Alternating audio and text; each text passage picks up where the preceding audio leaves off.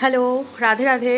এখন বাজে 12টা 10 আর এই খানিকক্ষণ আগেই আর কি কারেন্ট আসলো। ওই যে ফ্রিজের লাইটটা জ্বলছে, এটা দেখে আমরা বুঝতে পারি যে আমাদের কারেন্ট এসেছে কি আসেনি। কারণ যেহেতু ইনভার্টার আছে, পাখা লাইট অফ হয় না।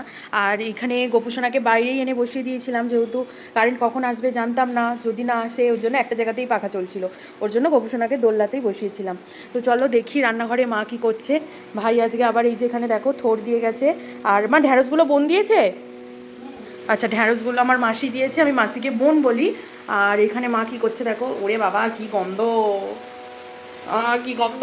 তুমি কি করে মাছটা ভাজছো? না না, পিঁপড়ে নয়, ঘাম। ও, নিচে নাম ওপর ওঠ, কত কিছু করতে হচ্ছে বাবরে বাপ। এই দেখো মা এখানে বাচ্ছে চুনো মাছ। আচ্ছা, মৌরলা, মৌরলা মাছ, চুনো মাছ নয়, মৌরলা মাছ। আমি অবশ্য মাছ চিনি না আর বাঁচতেও জানি না, একমাত্র ইলিশ মাছই কাটতে পারি। মোট কথা আমি জ্যান্ত মাছে হাত দিতে পারি না গাইস, আমার প্রচুর ভয় করে। এখানে মা এই যে এরকম করে এই দেখো চুনো মাছ বাচ্ছে। এটা তো আমার দ্বারাই কোনো দিনই সম্ভব হবে না। এগুলোকে আবার আলাদা করে রাখছো না, তুমি ভাজা খাবে? এ মা, চোখের জ্যোতি বাজে, প্রচুর তিতো। তিতোটাই খাই ওরে বাবা রে, আমি খেতে পারবো না। এরকম মাছটা খাই কিন্তু এই সব খাই না। মা এখানে মাছ বাচ্ছে, এই যে বাপি নিয়ে এসেছে।